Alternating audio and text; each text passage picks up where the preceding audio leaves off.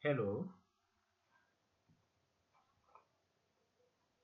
hoje estudantes de nível médio, estudos comerciais, mais precisamente, estudantes de ensino superior das faculdades, que terão contato em primeira mão com essa cadeira que se chama matemática financeira, a quem chama cálculo financeiro. A nossa abordagem é mais prática, muito objetivos, muito mais centralizada na resolução de exercícios, que é isto que traz mais rendimento no estudante. Portanto, é fundamental que faça no segmento, que é para acompanhar mais capítulos fundamentais destas cadeiras, assuntos como juros, rendas, amortizações, capital comum, vencimento comum, desconto. Portanto, é fundamental que faça o segmento, porque a nossa abordagem é muito mais prática, porque este tipo de cadeiras requer que haja muita praticidade como um dos fundamentos que é para o sucesso da mesma. Como objetivos dessa cadeira, vamos ver o conceito básico do mercado financeiro, os regimes de capitalização, ok? Depois logo vamos partir para exercícios. Matemática financeira, ramo de matemática aplicada que estuda relações quantitativas e o comportamento do dinheiro ao longo do tempo, por meio de juros, taxas, fluxo de caixa, equivalência de capitais, visando subsidiar decisões de investimento e financiamento. Se por um lado eu tiro 1000 meticais para comprar 5 kg de arroz, significa que aquele saco de 5 kg custa 1000 meticais. Portanto, 1000 meticais é o preço, ok? Dos 5 kg de arroz. Mas se o outro lado alguém me cede 5000 meticais, um montante, um capital, e diz que olha, a condição desse empréstimo é para você me devolver esse dinheiro 10%, com 10% a mais, portanto 500 meticais a mais. Os 500 meticais correspondem ao juro. Daí que o juro é o preço que a pessoa paga pelo uso de um capital durante um certo lapso do tempo.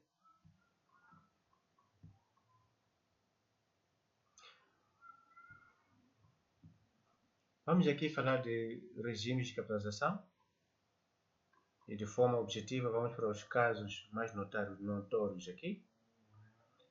Caso em que investe um valor, ok? E esse valor te rende juro mensal, e esse juro mensal você levanta mensalmente e vai deixando o capital lá. De tal maneira que no último período você levanta o último juro mais o capital inicial. Estamos a falar de regime simples de capitalização.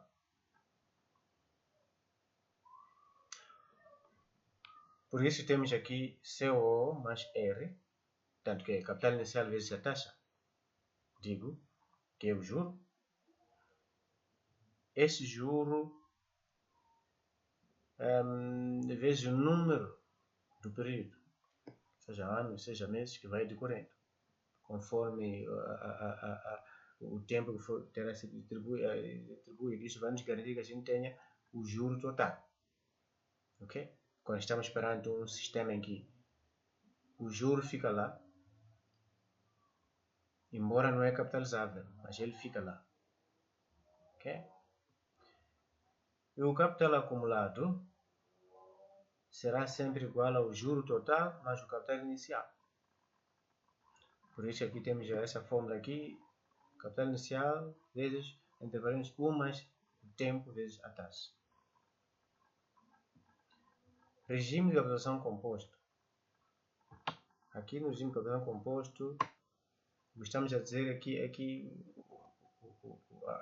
a coisa fundamental a reter aqui é que o juro que é produzido, ele fica e rende outro juro, significa junta-se ao capital anterior e faz parte do novo capital para a produção de novos juros.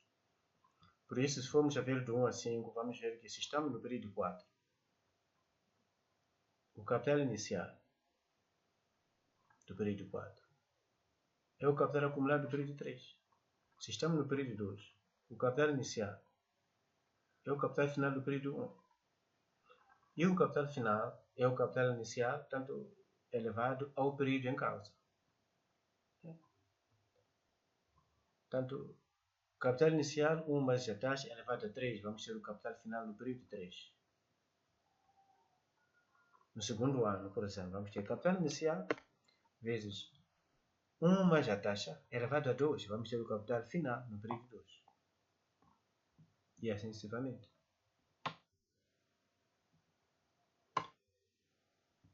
Portanto, o mais fundamental é ter aqui o capital final é sempre igual a capital inicial, 1 mais a taxa elevada ao período, que é o N. Ok? Temos aqui uma tabela resumo, onde podemos ver os 3 tipos de regimes que são mais famosos. Sendo o primeiro regime simples, vamos ver que o capital periódico final é sempre igual ao capital inicial mais o juro final, porque o juro sai periodicamente. Então, a relevância do capital final é sempre o juro final, o juro do último período, mais o capital inicial. Por isso, o capital periódico inicial, o capital periódico de um certo período é sempre igual ao capital periódico inicial. O juro periódico é sempre igual ao capital inicial vezes a taxa. O juro total, capital final, não tem muita relevância quando se tratamos de um regime simples em que o juro sempre sai periodicamente, exceto no último período em que o mesmo sai com capital inicial. Regime composto. Temos aqui que o capital final de um certo período é igual a capital inicial vezes 1 mais a taxa elevado ao número que representa o período em que estamos. Aqui estamos a falar do período de 3, então o nosso N aqui será 3. Então aqui o capital periódico inicial, aqui a demonstração, o que é fundamental é ter aqui é que o capital periódico, o capital de um certo período inicial é sempre igual ao capital final do período anterior. Essa aqui é a mensagem fundamental aqui. Juro total é igual ao capital final acumulado menos capital inicial. O capital final sempre, o capital inicial vezes 1 mais a taxa elevado a N, que é o período em causa. No regime dito simples, o raciocínio é mais ou menos, digamos, similar ao composto. Mas o ponto aqui é que o juro que se deposita lá não sai, não se levanta periodicamente. Ele fica, mas ele não produz juros sobre juros. Portanto, vamos ver que o capital periódico final será igual ao capital inicial mais o juro vezes o número de anos ou meses, quer dizer, o período em causa. Que é a mesma filosofia, mais ou menos aqui, no capital simples. A única diferença é que aqui, no período, nos regimes ditos simples, que não tem sido muito comum, mas pode-se convencionar, junto do banco, o capital final, ou o capital periódico, não é levantado, o juro periódico não é levantado.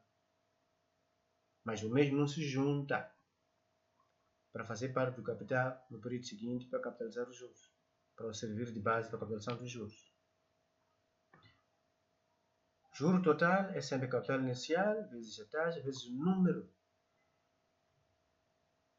do período em causa. O capital final é sempre igual ao capital inicial vezes 1 mais a taxa vezes o N, que representa o período.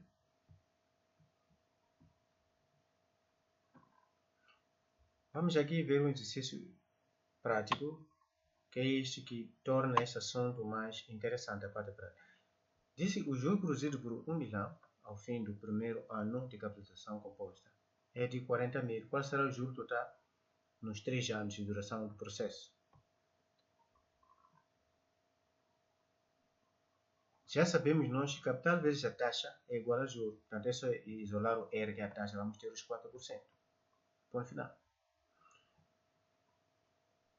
A taxa, essa que vai ser usada para a gente capitalizar esses 1 milhão durante 3 anos. Ok? Vamos ter o capital final e vamos reduzir o capital inicial para termos o quê? O juro total. Nesse caso, o nosso 1 milhão vezes 1 mais a taxa, 4%, elevado a 3, que são 3 anos. Menos 1 milhão de capital inicial, vamos ter 124 mil. No outro exercício, diz aqui, um estudante do primeiro ano desta faculdade ganhou um prêmio de 1 milhão, saindo de uma lotaria. Good? Resolveu eu investir aquele capital numa colocação que, sendo de risco mínimo, lhe proporcionasse um rendimento mensal suficiente para autossustentar até terminar o curso. Good? Desta forma, emprestou aquele valor a uma empresa sob hipoteca de um imóvel. A taxa de juros mensal era de 0,5%. Qual será o regime de capitalização vigente quando se recebe no fim de cada mês e no fim de 5 anos?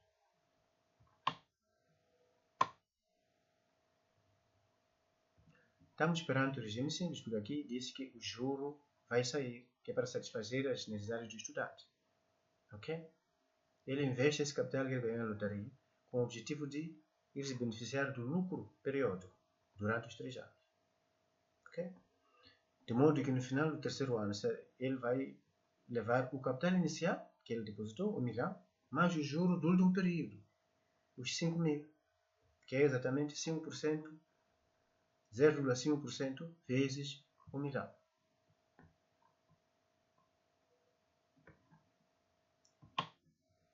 Vamos nesse outro exercício aqui, que diz que uma certa empresa completou 50 anos em outubro de 1968.